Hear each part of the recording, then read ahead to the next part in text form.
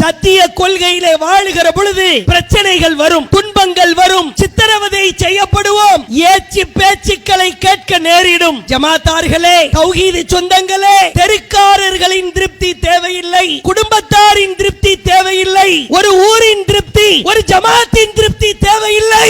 மனிதர்களின் திருப்தியை விட இந்த மனிதர்களை எல்லாம் படைத்த ரஹ்மானின் திருப்திக்கு முக்கியத்துவம் கொடுக்க வேண்டும். இந்த சத்திய கொள்கையில் நாம் உறுதியாய் வாழ்ந்தால், சமரசம் இல்லாமல் வாழ்ந்தால், சத்திய கொள்கையை ஏற்று சகிப்புத்தன்மையோடு வாழ்ந்தால், இந்த கொள்கையில் நாம் வாழ்ந்ததற்கு அல்லாஹ்வின் தூதரே சாட்சியாயிருப்பார்கள். சத்திய கொள்கையே மறுமைக்கான வெற்றி.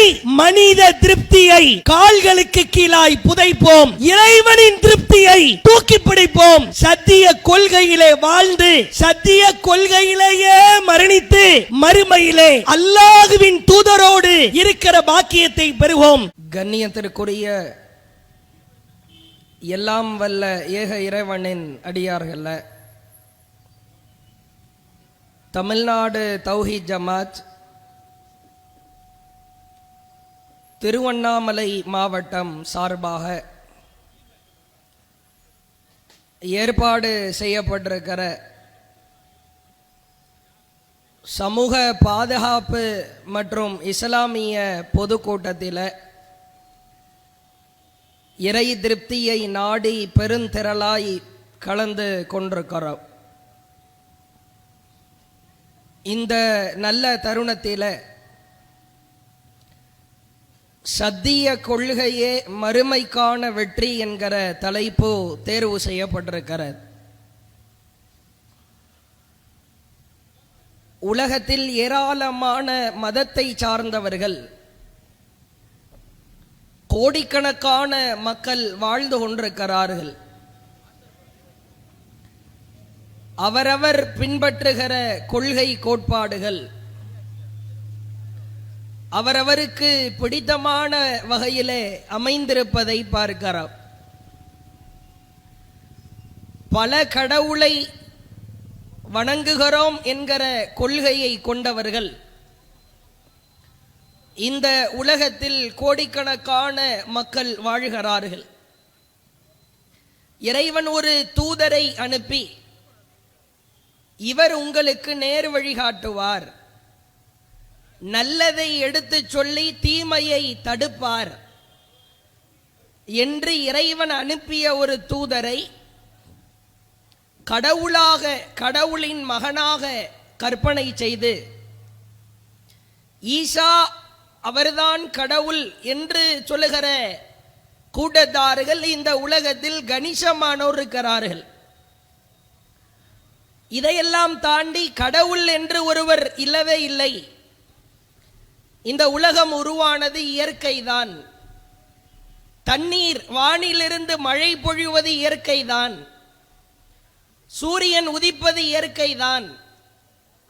பகலும் இரவும் உருவாவது இயற்கைதான் என்று சொல்லி, கடவுள் என்று ஒருவர் இல்லவே இல்லை என்கிற கொள்கையை கொண்டவர்களும் இந்த உலகத்திலே வாழ்கிறார்கள்.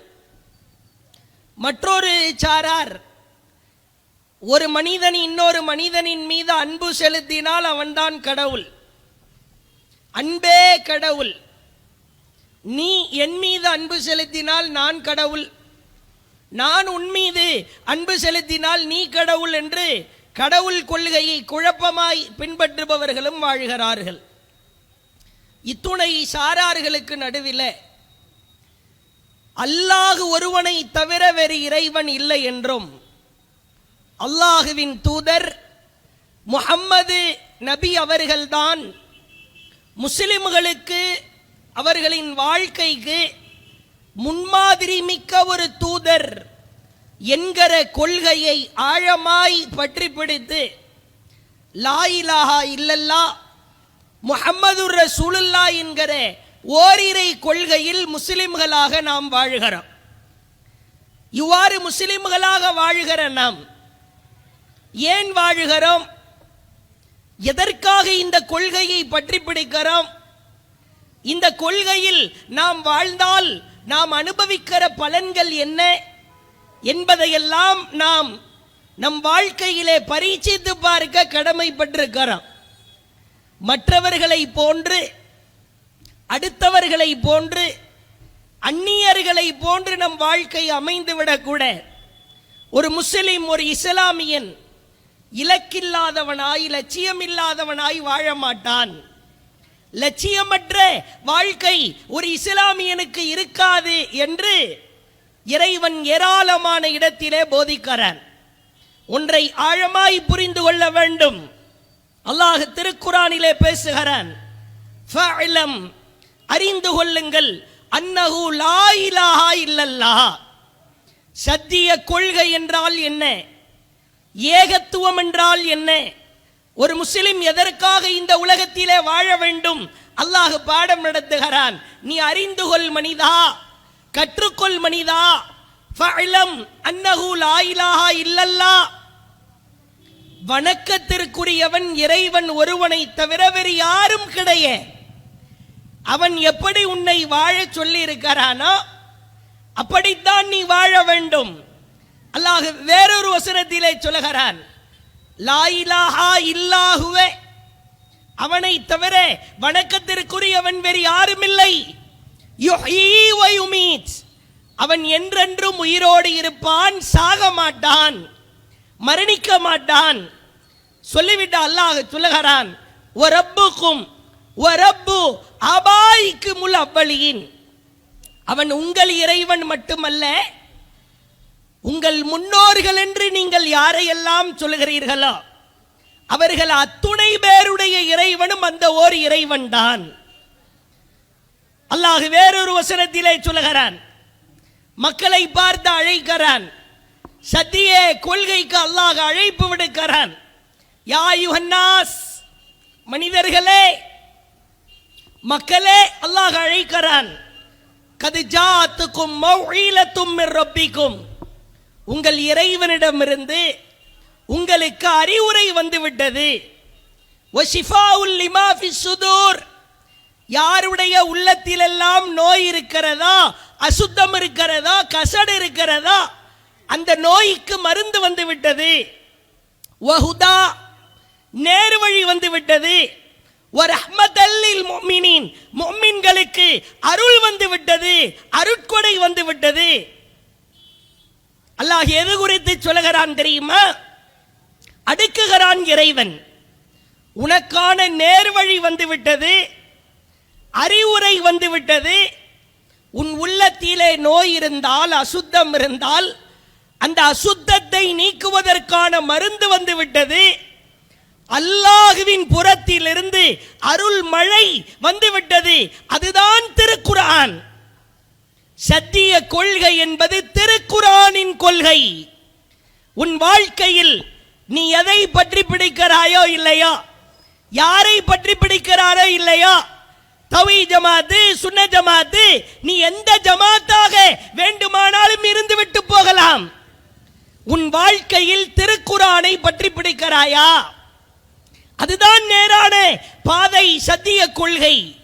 சொல்லிவிட்டு அல்லாஹ் சொல்லுகிறான், குல், நபியே நீங்கள் சொல்லுங்கள், பிஃபத்லில்லாஹ் வ பிரஹ்மதிஹி வ பிதாலிக ஃபல்யஃப்ரஹு, இந்த திருக்குர்ஆனின் போதனையை எவர் கவ்வி பிடிக்கிறாரோ, பற்றி பிடிக்கிறாரோ, அவர் மகிழ்ச்சி அடைந்து கொள்ளட்டும். சந்தோஷமா நீ இருக்கலாம். இந்த உலகத்திலும் சரி, மறுமையிலும் சரி, உனக்கான மகிழ்ச்சி வேண்டுமா? நீ திருக்குர்ஆனின் படி வாழ வேண்டும். அடுத்தவனை பார்த்து வாழாதே, மேலே இருப்பவனை பார்த்து வாழாதே. என் முன்னோர் என்ன செய்தார், என் மூதாதையர் என்ன செய்தார், என் ஊரிலே என்ன வழக்கம், என் தெருவிலே என்ன வழக்கம், என் குடும்பத்திலே என்ன வழக்கம் என்பதையெல்லாம் நீ பார்க்க கூடாது. திருக்குர்ஆனை நீ பார்க்க வேண்டும். சத்திய கொள்கையை அல்லாஹ் எவ்வளவு அழுத்தம் திருத்தமாய் பாடம் நடத்துகிறான் என்று பாருங்கள். இந்த உலகம் நாம் எழுதுகிற சாதாரண பரீட்சையை போன்றதா? 10ஆம் வகுப்பு பரீட்சையிலே ஃபெயில் ஆகிவிட்டால், தேர்ச்சி பெறாவிட்டால் மீண்டும் மறுதேர்வு வைக்கப்படும். 12ஆம் வகுப்பு பரீட்சையிலே தேர்ச்சி அடையாவிட்டால் எத்துணை தடவை வேண்டுமானாலும் ரீடெஸ்ட் எழுதலாம். இந்த உலகத்திலே ஒரு கல்வியிலோ ஒரு தேர்விலோ தோற்றுவிட்டால் நாம் எவ்வளவு தடவை வேண்டுமானாலும் அந்த கல்வியிலே தேர்ச்சி பெற முடியும். ஆனால் இறைவன் கற்றுத்தந்திருக்கிற கொள்கை அப்படிப்பட்டதா? மறு வாய்ப்பு கொடுக்கப்படுமா? குறிப்பாக இஸ்லாமியர்கள், நமக்கான தலைப்பு இது. சத்திய கொள்கையில் நாம் நம்மை சமரசம் செய்யாமல் மிகச் சரியாய் பயணிக்கிறோமா என்பதை சிந்தித்து பார்க்க கடமைப்பட்டிருக்கிறோம். உலகத்திலே 60 வருடமோ 70 வருடமோ 80 வருடமோ அதற்கு மேலெல்லாம் இப்பொழுது வாழ்கிற மாதிரி தெரியவில்லை. 80 வயசுல மௌத்தா போனாலே அல்ஹம்துலில்லாஹ் நீண்ட காலம் வாழ்ந்திருக்கிறார் என்று தான் சொல்லப்படுகிறது. ஒரே ஒரு லைஃப், ஒரே ஒரு வாழ்க்கை தான். இந்த பரீட்சையிலே நாம் ஜெயித்தால் மட்டும்தான் மறுமையிலே வெற்றி கிடைக்கும். இந்த தேர்வு கேள்விகள் கொடுக்கப்பட்டு பதில்களும் கொடுக்கப்பட்டு விட்டது. அந்த தேர்விலே தேர்ச்சி பெறுவோமா? சிந்தித்து பாருங்கள். இஸ்லாமிய சமுதாய மக்கள் பல கூறாய் பிரிந்து கிடப்பதை பார்க்கிறோம். எத்தனையோ ஜமாத்துக்கள் இருக்கலாம், அமைப்புகள் இருக்கலாம், ஒவ்வொரு இயக்கங்கள் கழகங்கள் என்று கூட உருவாகலாம். நீங்கள் குழம்ப தேவையில்லை. உங்களுக்கு யார் சரியான கொள்கையை சொல்கிறார், நேரான கொள்கையை போதிப்பவர் யார் என்பது பற்றியான எந்த குழப்பமும் தேவையில்லை. அல்லாஹ் அழகாய் கற்றுத்தருகிறான். யார் திருக்குர்ஆனின் படி தன் வாழ்க்கையை கட்டமைக்கிறாரா, அது தனி நபராய் இருக்கலாம் அல்லது ஒரு ஜமாத்தா இருக்கலாம். திருக்குர்ஆனின் படி, அல்லாஹ்வின் வார்த்தையின்படி உன்னை யார் வழி நடத்துகிறாரோ அவர்தான் சத்திய கொள்கையில் இருக்கிறார். உனக்கான மறுமை வெற்றி அந்த பாதையில் தான் இருக்கிறது. எத்தனை இடத்திலே அல்லாஹ் பாடம் நடத்துகிறான் தெரியுமா? இஸ்லாமிய சகோதரர்கள் ஒரு சிலர் அறியாமையால் தெரியாமையால் செய்கிற காரியத்தை பார்க்கிறோம். நாம் முன்னரே குறிப்பிட்டிருந்தோம், இந்த உலக வாழ்க்கை என்பது ஒரே ஒரு சான்ஸ் தான், ஒரே ஒரு வாய்ப்பு தான். மீண்டும் மறுவாய்ப்பு கொடுக்கப்படாது. இந்த உலகத்திலே இறைவனுக்காக நீ எதை தேர்வாய் எழுதுகிறாயோ அதுதான் அல்லாஹ்விடத்திலே மார்க்காய் உனக்கு தரப்படும், மதிப்பெண்ணா தரப்படும். இல்ல எனக்கு திரும்ப ஒரு வாய்ப்பு கொடுங்க, வாய்ப்பில்லை, வாய்ப்பில்லை பாவா, ஒரு வாய்ப்பு தான். இந்த உலகத்திலே நீ வாழுகிற பொழுது சத்திய கொள்கையில் வாழ வேண்டும் என்பது உனக்கான கட்டளை. அல்லாஹ் திருக்குர்ஆனிலே சொல்கிறான். சத்திய கொள்கையிலே வாழ்பவர்களுக்கு அல்லாஹ் சொல்லுகிற அற்புதமான நற்செய்தியை பாருங்கள். இன்னல்லதீன காலூ ரப்புனல்லாஹ். சத்திய கொள்கை என்றால் என்ன? அதற்கு அல்லாஹ் விளக்கம் சொல்லுகிறான். காது கொடுத்து கேட்க வேண்டும். காலூ ரப்புனல்லாஹ், எங்கள் இறைவன் அல்லாஹ் என்று சொல்லி, சும்மஸ்தகாமு, அல்லாஹ் என்று சொன்னதோடு இல்லாமல் அதிலே யார் உறுதியாய் கவ்வி பிடிக்கிறாரா? நீ அல்லாஹ்னு வாயில சொன்னா மட்டும் போத. சத்திய கொள்கைக்கு அல்லாஹ் பாடம் நடத்துகிறான். அல்லாஹ்னு சொல்றியா? அல்லாஹ் உன்னை எப்படி வாழ சொன்னான், எப்படி நடக்க சொன்னான், எதை செய்ய வேண்டும் எதை செய்யக்கூடாது என்று அல்லாஹ் பாடம் நடத்துகிறானோ அதை நீ கவ்வி பிடிக்க வேண்டும். அவ்வாறு பற்றி பிடித்தால் ததனஸ்ஸலு அலைஹிமுல் மலாயிகா, உன்னிடத்திலே அல்லாஹ் வானவர்களை அனுப்புகிறான்.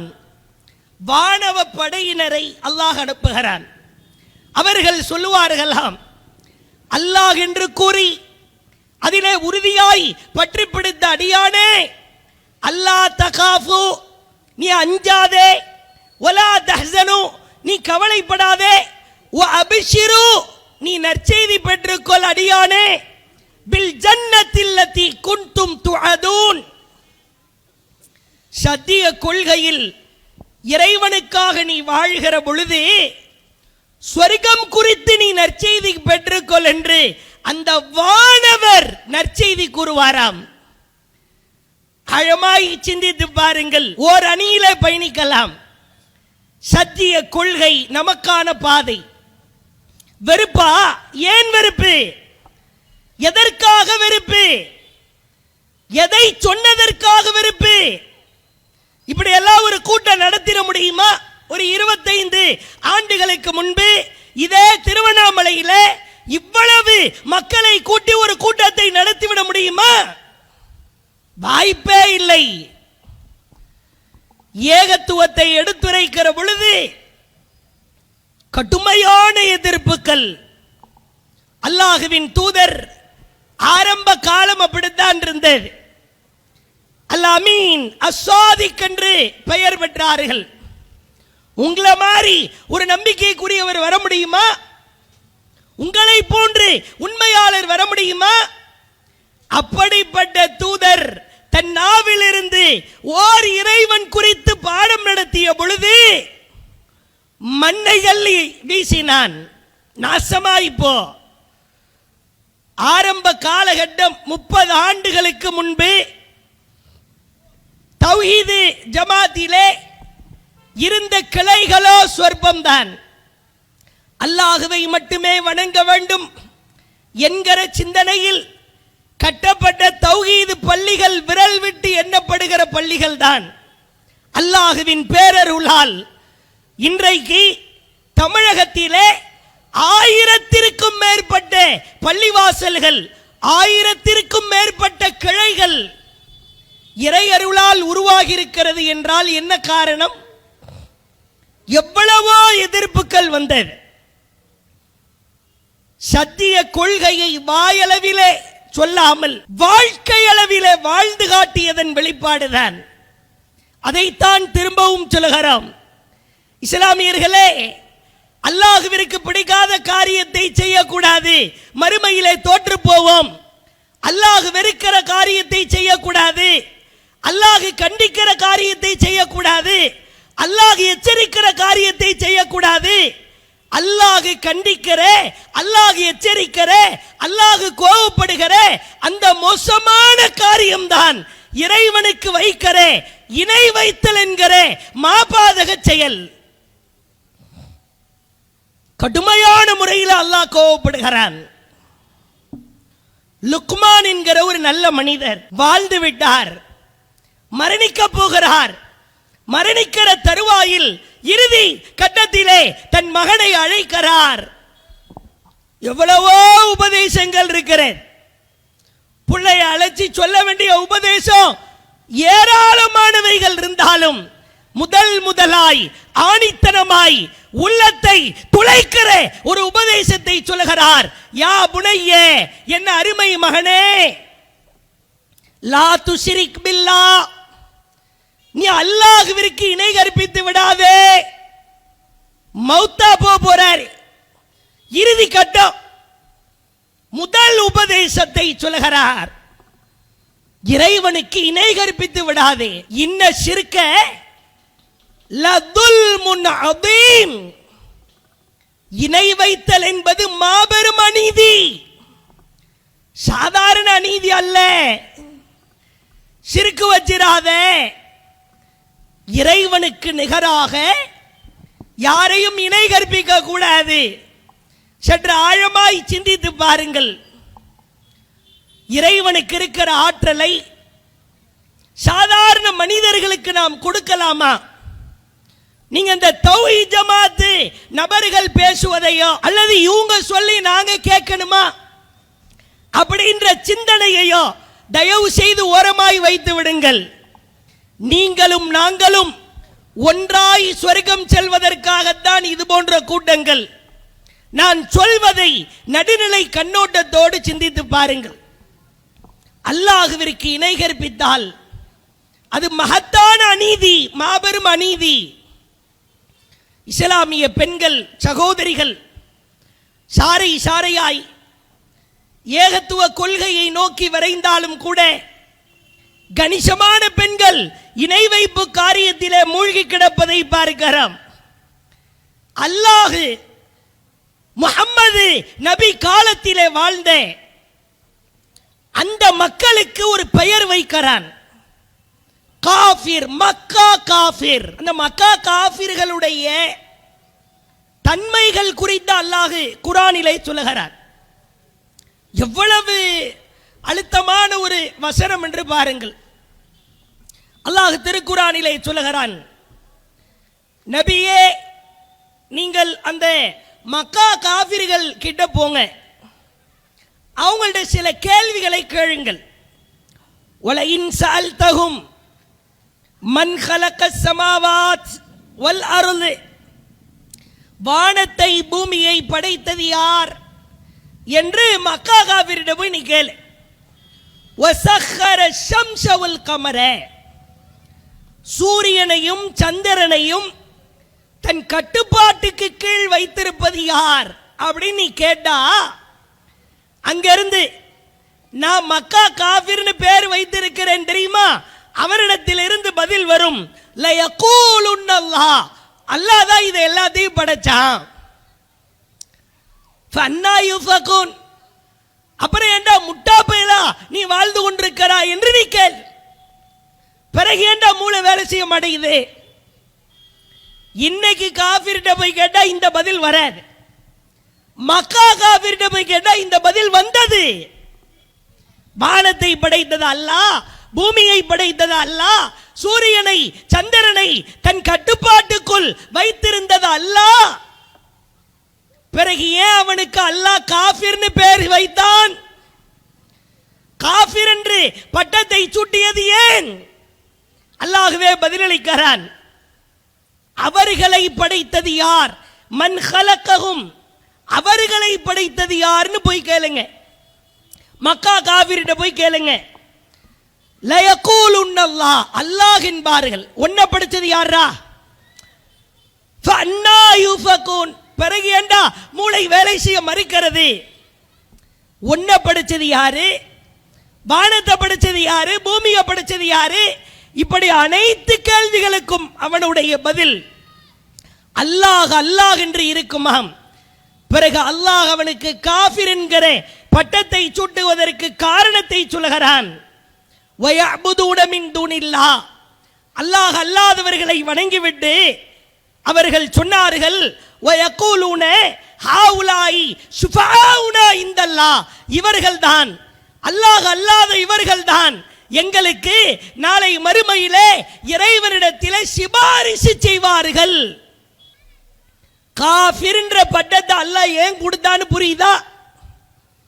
முஸ்லிம்களை தயவு செய்து சிந்தித்து பாருங்கள். அவர்களுக்கும் இன்றைக்கு தர்காவிற்கு செல்கிற இணை கற்பிக்கிற காரியத்தை செய்கிறவர்களுக்கும் ஏதேனும் வித்தியாசம் உண்டா? நாங்க இவங்களை அல்லாஹ்னு சொல்லலையே, அல்லாஹ் கிட்ட எங்களை நெருக்கி வைப்பாங்க தானே சொல்றோம். அல்லாஹ் திருமறை குர்ஆனிலே சொல்லுகிறான், மா கதருல்லாஹ ஹக்க கதரிஹி, அவர்கள் அல்லாஹ்வை கண்ணியப்படுத்த வேண்டிய விதத்திலே கண்ணியப்படுத்தவில்லை. அல்லாஹ்வை கண்ணியப்படுத்த வேண்டிய விதத்திலே நீ கண்ணியப்படுத்தினியா? அவுலியா என்கிறாய், நான் அவுலியா என்று சொன்னவர்களை நீ அவுலியா என்று சொல்லலாம், அது சத்திய கொள்கை. ஆதம் அலைஹிஸ்ஸலாம் அவுலியா, இப்ராஹிம் அலைஹிஸ்ஸலாம் அவுலியா, மூசா அலைஹிஸ்ஸலாம் அவுலியா, இஸ்மாயில் அலைஹிஸ்ஸலாம் அவுலியா, ஈசா அலைஹிஸ்ஸலாம் அவுலியா. குர்ஆனிலே சொல்லப்பட்டிருக்கிற 25 நபிமார்கள் அவுலியா. இவர்கள் அல்லாமல் வேறு ஒருவரை அவுலியா, அவுலியான்னா அல்லாஹ்வின் நேசர்கள், அல்லாஹ்வுடைய நேசனை அல்லாஹ் தானே சொல்லணும். அல்லாஹ் முடிவெடுக்க வேண்டுமா இல்லையா? நீங்கள் பாருங்கள், சமூகத்திலே அல்லாஹ்வின் நேசர்களுக்கு சூட்டப்படுகிற பெயர்களை பாருங்கள். பீடி மஸ்தான உலியா, கட்டி மஸ்தான உலியா, சட்டி மஸ்தான உலியா, சங்கிலி மஸ்தான உலியா, மோனகுரு மஸ்தான உலியா, குரங்கு மஸ்தான உலியா, அனுமார் மஸ்தான உலியா, அனிப்பில் அவுளியா, பாஸ்போர்ட் அவுளியா, கபரடி அவுளியா, வேப்ப மரத்த அவுளியா, புளிய மரத்த அவுளியா, மாமரத்த அவுளியா, மரத்தடி அவுளியா, இல்ல திருவாரூரை சுற்றி இருக்கு. ஏன்னா நம்ம மக்கள் பெரும்பாலும் இந்த நாகூருக்கு போகும்போது திருவாரூரை டச் பண்ணிட்டு தான் போவாங்க. திருவண்ணாமலை முஸ்லிம்கள் பெரும்பாலும் விரும்புறது 2 இடம் தான். ஒன்று நாகூர், இன்னொன்று ஏர்வாடி. அஜ்மீருக்கு போறது டூரா, அது ரொம்ப பயபக்தியோட போறேன். அடுத்து பாருங்க, மிஸ்கின் அவுளியா, மலுக்கர் மஸ்தான் அவுளியா, ஆத்தங்கர அப்பா அவுளியா, அக்கரப்பள்ளி அவுளியா, மட்டைக்கு ரப்பா அவுளியா, காத்தாடி அவுளியா, பல்லக்க அவுளியா, சந்தூக் அவுளியா, கால் துட்டு அவுளியா, ஒரு 85 பெயர் இருக்கிறேன். அரப் ஷா வலியுல்லா, இவர் யாரு? நம்ம பகுதியில் உள்ளவர். யாரை திட்டுறோமா? இவர்களை விமர்சிக்கிறோமா? நாம் கேட்கிற கேள்வி ஒன்றே ஒன்றுதான். சத்திய கொள்கையிலே, சத்திய பாதையிலே இவர்கள் எல்லாம் அவுளியாக்கள் என்று அல்லாஹ் சொன்னானா? நன்றாய் புரிய வேண்டும். அட, நபிமார்கள் அவுளியான்னு அல்லாஹ் சொன்னான். இவர்களை அவுளியாக்கள் என்று அல்லாஹ் சொன்னானா? மரணித்து விட்டார்கள் என்கிற அடிப்படையில் அவர்களை போய் அடக்கம் செய்கிறோம். அவர்களுக்கு குழந்தை பாக்கியத்தை தருவதற்கு ஆற்றல் உண்டா? நோயை போக்குவதற்கு ஆற்றல் உண்டா? கஷ்டத்தை நீக்குவதற்கு ஆற்றல் உண்டா? துன்பத்தை இல்லாமல் ஆக்குவதற்கு ஆற்றல் உண்டா? முஸ்லிம்களே, சிந்தித்து பாருங்கள். இணை வைப்பு, இணை கற்பித்தல் அது சாதாரண பாவம் அல்ல. காது கொடுத்து கேளுங்கள், அல்லாஹ் எச்சரிக்கிறான். யார் அல்லாஹ்விற்கு இணை வைக்கிறாரோ, இணை வைக்கிறாரோ, ஃபக்கது ஹர்ரமல்லாஹு அலைஹில் ஜன்னா, ஸ்வர்க்கத்தை அவர்களுக்கு ஹராமாக்கி விட்டான். ஹராம் என்கிற வார்த்தைக்கு முஸ்லிம்களுக்கு டெஃபினிஷன் கொடுக்க வேண்டிய அவசியம் இல்லை, விளக்க வேண்டிய தேவையில்லை. ஹராம்னா என்ன நமக்கு தெரியும். அல்லாஹ் சொல்லுகிறான், ஸ்வர்க்கம் ஹராம், ஷிர்க் வைத்து விடாதே, அவுளியான்னு கையேந்திராதப்பா, தர்காக்கு போகாதே, உங்கள் மீது இருக்கிற அன்பினால் அழைக்கிறோம். ஒரே ஒரு ஆதாரம், சத்திய கொள்கையிலே அல்லாஹ்வின் வார்த்தையிலே தர்காவிற்கு செல்வதற்கோ அவுளியாவிடத்திலே கேட்பதற்கோ ஒரு ஆதாரம் உண்டா? கைகளிலே தாயத்து கட்டுவதை பார்க்கிறோம். பேய் பிசாசு அண்டக்கூடாது, நல்லது நடக்கணும், கழுத்தில் ஒரு தாயத்து, தாயத்து இணை வைத்தல். பள்ளிவாசலின் வாசலிலே நின்று கொண்டு ஒரு அஜ்ரத்தை அந்த தாயத்தை கட்டி கொடுப்பதை பார்க்கிறோம். தாயத்திற்கும் இஸ்லாத்திற்கும் சம்பந்தம் உண்டா? அது ஒரு கயிறு. நபிகளாரிடத்திலே 10 நபர்கள் வந்தார்கள் இஸ்லாத்தை ஏற்பதற்காக. ரசூலுல்லாஹ் கிட்ட கைக்கு மேல கை வச்சு பையத் பண்றாங்க. 9 பேர்கிட்ட ரசூலுல்லாஹ் பையத்து உறுதிமொழி பிரமாணம் வாங்கிவிட்டு 10ஆவதாய் ஒருவர் வருகிறார். கையை நீட்டிய நபிகளார் வெடுக்கென்று இழுத்துக் கொண்டார்கள். அருகில் இருக்கிற தோழர்கள் கேட்டாங்க, பாயஅத்த திஸா, 9 நபர்கள்ட்ட பையத்து எடுத்தீங்க, ஓ தரக்தஹாதா, இவரை மட்டும் விட்டுட்டீங்களே ஏன்? அவர் கழுத்துக்குள்ள தொங்குற கயிறு எடுத்து ரசூலுல்லாஹ் காட்டுறாங்க. ஹாதிஹி தமீமா, இதுதான் தாயத்து, புரிந்து கொள்ளுங்கள். மன் தஅல்லக தமீமா ஃபகத் அஷ்ரக், எவன் தாயத்தை தொங்க விட்டானோ அவர் அல்லாஹ்விற்கு இணை வைத்து விட்டார். சத்திய கொள்கையில் தாயத்திற்கு இடம் இல்லை. அதே போன்று பாருங்கள், திருமணத்தின் பெயரால் எவ்வளவு எவ்வளவு மார்க்கத்திற்கு புறம்பான காரியம். ஒரு திருமணம்னு ஒன்று நடக்குது, எவ்வளவு காரியம் அல்லாஹ்வின் தூதர் சொல்லித் தராத காரியம், மக்களால் உருவாக்கப்பட்ட ஏராளமான பித்ஆ நபிகளார் எச்சரிக்கை செய்தார்கள். திருமணம்னா அதற்கு செய்கிற அழிச்சாட்டியங்கள் சுப்ஹானல்லாஹ் தாங்க முடியல. பால மரம் நட்டுறாங்க, நலுங்கு வைக்கிறார்கள். திருமணத்துக்கு முன்னாடியே ஒரு குரூப் கிளம்பி நாங்க பூ வைக்க போறோம் கூட்டமா. அதே போன்று நீங்கள் பார்க்கலாம், ஹல்தி ஃபங்க்ஷனு, பால் குடம் எடுப்பது, நிறைய பெண்கள் அப்படியே வாயில மெமக்கிரிலாம் பண்ணுவாங்க, லொலன்னு ஏதோ கொலை விடுறாங்களாம். இந்த மெமிக்கிரிக்கும் மார்க்கத்துக்கு சம்பந்தம் உண்டா? சத்திய பாதையில கொலை விடுறது இருக்குதா? திருமணமாகி வந்ததற்கு பிறகு வீட்டுக்குள்ள விடுறதுக்கு ரூல்ஸ் இருக்குது. தட்டை எடுத்துட்டு வரணும், அதுல எலுமிச்சப்பழம், கொஞ்சோண்டு கல், மண்ணு, இந்த ரெட் கலரு கூடுறதுக்கு கொஞ்சம் ஆச்சி மசாலா, சக்தி மசாலா ரெண்டையும் போட்டுக்க வேண்டியது. நெருப்பை வச்சு கொளுத்தி அப்படியே சுத்த வேண்டியது. ஆரத்தி ஆரத்தி எடுக்கிற கலாச்சாரம் இஸ்லாத்தில் உண்டா? இந்த ஆச்சி மசாலா போட்டா ரெட் கலர் ஏறத்தான் செய்யும். இதை வீட்டில் இருக்கிற அந்த பாட்டிட்ட போய் காட்டணும், அம்மாடி எவ்வளவு கண்ணு பட்டிருக்குது. எப்படி இந்த சோப்பு கலர்ல இருக்குல்ல, நீ மஞ்சள் பொடியை போட்டா மஞ்சள் கலர் ஆகும், வத்த பொடியை போட்டா ரெட் கலர் ஆகும். இது ஃபார்முலா. இதுக்கு கண்ணு போடுறதுக்கு ஏதாவது சம்பந்தம் இருக்குதா? கருகமணி கலாச்சாரம் இஸ்லாமியர்களிடத்தில் இருக்கிறது. கரிசமணி, கரிசமணிக்கும் மார்க்கத்துக்கு சம்பந்தம் உண்டா? திருமணமானதற்கான அடையாளம் அல்லாஹ்வுடைய தூதருடைய மனைவி கருகமணி கட்டினாங்களா? அதற்கு ஒரு பயபக்தி இருப்பதை பார்க்கிறோம். ஒரு பக்தியோடு ரோட்ல நடந்து போயிட்டு இருக்கிறோம், காலில் கிடக்கிற செருப்பு கல்லு பட்டு பிஞ்சிருச்சு, செருப்பு பிஞ்சிருச்சுன்னு தான் சொல்லுவோம்.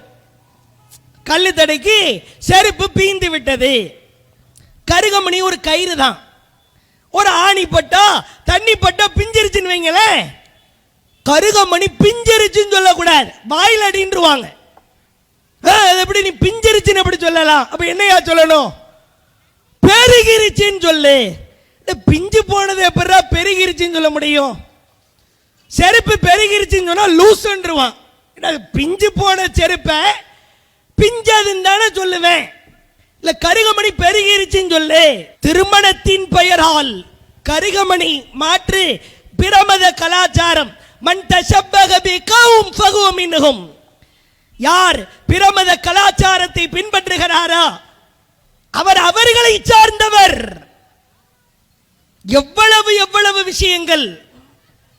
திருமணத்துக்கு மகர் தேவை, பெண்ணின் சம்மதம் தேவை, பொறுப்பாளர் தேவை, அவ்வளவுதான். திருமணத்திற்கென்று வாய்ப்பு இருந்தால் கணவன் சார்பாக வலிமா விருந்து அவர் கொடுக்கலாம். அதுவும் எளிமையா. திருமணத்திற்கென்று நடத்தப்படுகிற பித்ஆத்தான காரியங்களை பார்க்கிறோம். குல்லு முஹ்தஸத்தின் பித்ஆ வ குல்லு பித்ஆத்தின் தலாலா வ குல்லு தலாலத்தின் ஃபின்னார். நான் சொல்லாததை உருவாக்கினால் அது பித்ஆத். ஒவ்வொரு பித்ஆத் வழிகேடு. நான் சொல்லாததை உருவாக்கிய பித்ஆத் உன்னை நரகத்திலே கொண்டு போய் சேர்க்கும். அல்லாஹ்வின் தூதர் எச்சரிக்கை செய்தார்கள். அதே போன்று பாருங்கள், இஸ்லாமிய மார்க்கம் என்றால் அது வஹியை பின்பற்றுவதுதான், அல்லாஹ்வின் கூற்றை பின்பற்றுவது. அல்லாஹ்வின் மார்க்கத்தை அவன் சொன்ன அடிப்படையிலே பின்பற்றுவது. ஆனால் சமகாலத்திலே பார்க்கிறோம், நபித்தோழர்களை பின்பற்றலாம். நபித்தோழர்களின் கூற்று மார்க்கம்தான். இவங்க தங்களை தாங்களே சலஃப்கள் என்று சொல்லிக் கொள்வார்கள். நம்ம மக்கள்லேயே பலர் இவங்களும் தௌஹீதத்தான சொல்றாங்க. தௌஹீது அடிப்படையில் நெஞ்சில தக்பீர் கட்டுறாங்க, விரல அசைக்கிறாங்க, திடல்ல தொழுகிறாங்க, கூட்டு துவா ஓதுறது இல்லை, தர்ஹாக்கு போறது இல்லை, தாயத்து கட்டுறது இல்லை. தௌஹீது மாதிரி தான் தெரியுது. அப்படி குழம்பி விடுவதை பார்க்கிறோம். ஒன்றை புரிந்து கொள்ளுங்கள். ஃபஸ்தம்சிக் பில்லதி ஊஹிய இலைக். அல்லாஹ் சொல்லுகிறான், நபியே, உனக்கு வகியாக எது அறிவிக்கப்பட்டதோ அதை கவ்வி பிடிப்பீராக. ஃபஇன்னக அலா சிராத்தி முஸ்தகீம். அப்போதுதான் நீ நேரான பாதையில இருக்கிறாய். உனக்கு நான் எப்படி வாழச் சொன்னேனோ, எதை வகியாய் அறிவித்தேனோ அதை மட்டும் கவிப்படி. ஆனால் சமூகத்திலே பார்க்கிறோம், சலஃப் கொள்கையை தூக்கி பிடிப்பதை பார்க்கிறோம். நபித்தோழர்களின் கூற்று மார்க்க ஆதாரம். தயவு செய்து காது கொடுத்து ஒரே ஒரு விஷயத்தை கேளுங்கள். குர்ஆனிலா அல்லாஹ்வின் தூதருடைய வார்த்தையிலா நபி தோழர்களை பின்பற்றலாம் என்று ஒரே ஒரு ஆதாரத்தை இந்த சலஃப் கூட்டத்தினரால் காட்ட முடியுமா? ஒரு ஆதாரம், ஒரே ஒரு ஆதாரம். என்னை பின்பற்றுவது போன்று என் தோழர்களை பின்பற்றுங்கள். நபி தோழர்கள் மனிதர்கள் என்கிற அடிப்படையிலே அவர்களிடத்திலேயே சில பிழைகள் வந்திருக்கிறது. அல்லாஹ் அவர்களை பொருந்தி கொண்டான். அவர்கள் செய்கிற பிழைகளை, பாவங்களை அல்லாஹ் மன்னிப்பான், அது தனி. அவர்களின் கால் தூசி அளவிற்கு கூட நாம் வர இயல. அபூபக்கருடைய கால் தூசு அளவுக்கு நம்ம வந்துட முடியுமா? உமர் ரலி, உஸ்மான் ரலி, அலி ரலி, அப்துல் ரஹ்மான் இப்னு அவுஃப் ரலி, அபூ தல்ஹா ரலி, இது போன்ற தியாக தோழர்களின் கால் தூசு அளவுக்கு நம்மளால வர முடியுமா? முடியாது. அவர்கள் தியாகிகள். இஸ்லாத்திற்காக தங்களின் இரத்தத்தை உரமாய் விதைத்தவர்கள். அவர்கள் விதையா போட்டிருக்கிறாங்க. இதுவெல்லாம் அவர்களின் சிறப்பு. அவர்களின் சிறப்பு மதிக்கத்தக்கது, போற்றத்தக்கது. அவர்களை பின்பற்ற வேண்டும் என்று அல்லாஹ் எங்கேயாவது சொல்லி இருக்கிறானா? ஏன் மக்களை குழப்புறீங்க?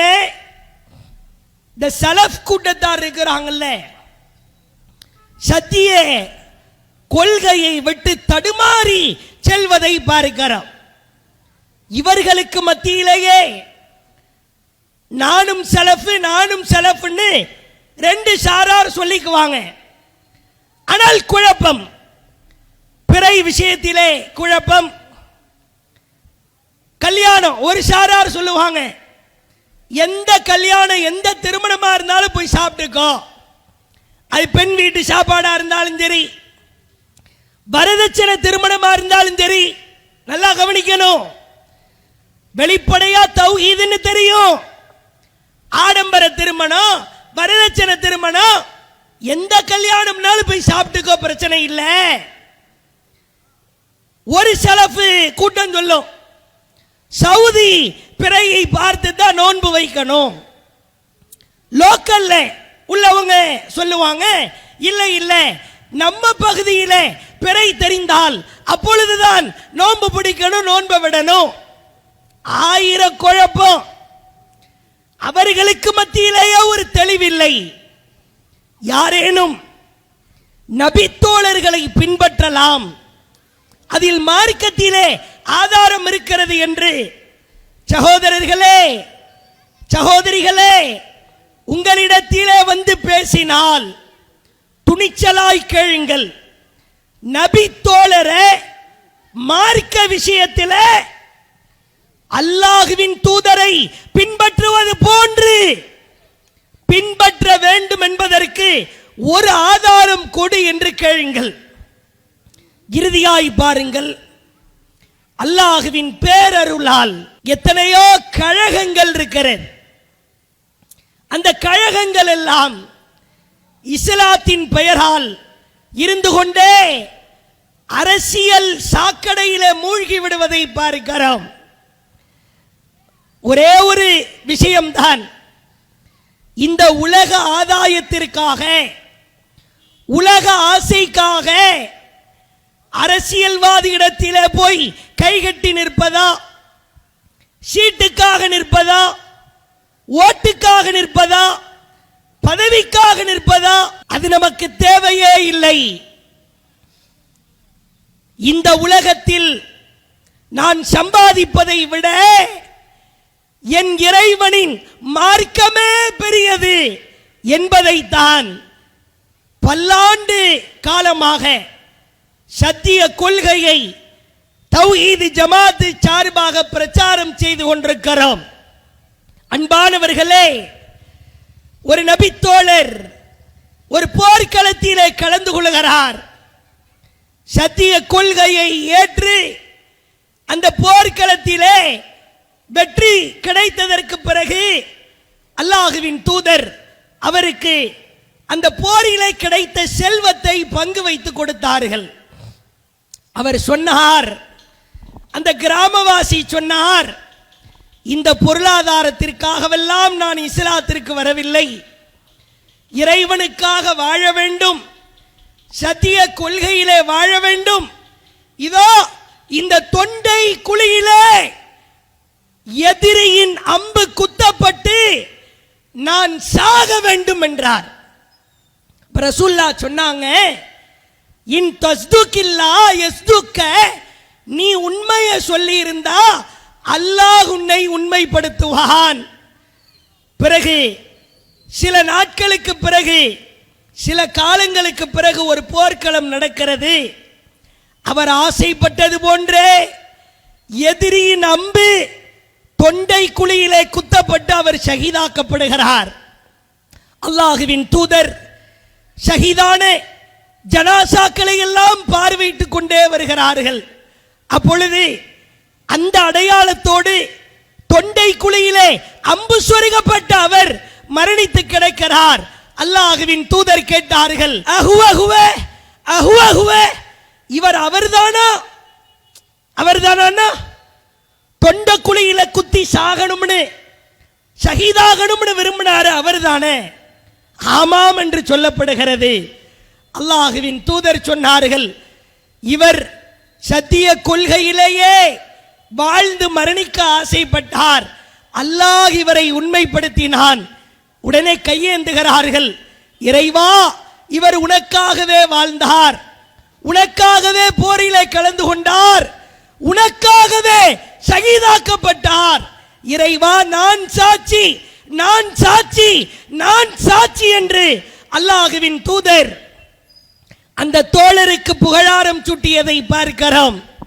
ஜமாத்தார்களே, தௌஹீத் சொந்தங்களே, மனித திருப்தி நமக்கு தேவையில்லை, தெருக்காரர்களின் திருப்தி தேவையில்லை, குடும்பத்தாரின் திருப்தி தேவையில்லை, ஒரு ஊரின் திருப்தி, ஒரு ஜமாத்தின் திருப்தி தேவையில்லை.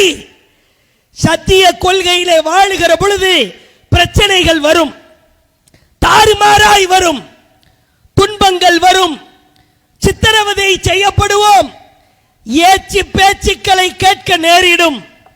மற்றவர்களின் திருப்தியை விட, மனிதர்களின் திருப்தியை விட, இந்த மனிதர்களை எல்லாம் படைத்த ரஹ்மானின் திருப்திக்கு முக்கியத்துவம் கொடுக்க வேண்டும். இந்த சத்திய கொள்கையில் நாம் உறுதியாய் வாழ்ந்தால், சமரசம் இல்லாமல் வாழ்ந்தால், சத்திய கொள்கையை ஏற்று சகிப்புத்தன்மையோடு வாழ்ந்தால், இந்த கொள்கையில் நாம் வாழ்ந்ததற்கு அல்லாஹ்வின் தூதரை சாட்சியாயிருப்பார்கள். சத்திய கொள்கையே மறுமைக்கான வெற்றி.